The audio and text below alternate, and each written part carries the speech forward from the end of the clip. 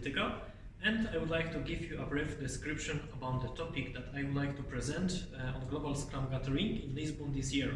So, the topic of the presentation is the craft of influencing others in ethical ways, and what can I say about it?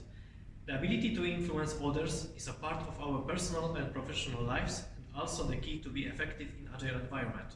So my workshop is based on proven techniques taken from the psychology of human behavior with real-life examples taken from my experience.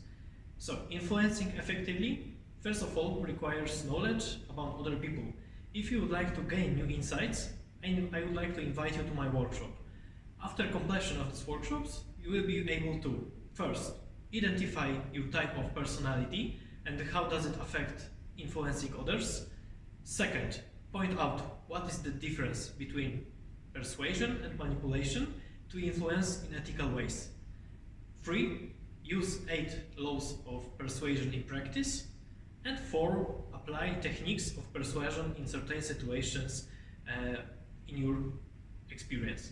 Okay, so now maybe some words about myself.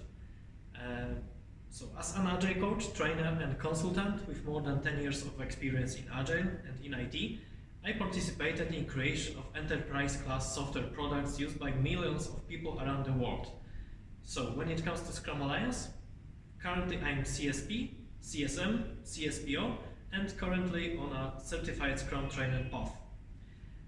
What's more, I'm a big fan of valuable software because I'm a software developer from my experience. For me, done means really well done, but not partly working. I treat software development as craftsmanship, and for me it's a kind of art.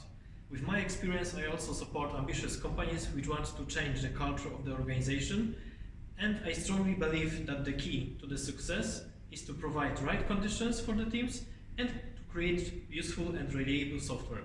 However, the greatest art is to create an environment that is not an obstacle for people, but it gives them motivation, autonomy, creativity, and a sense of purpose. Thank you.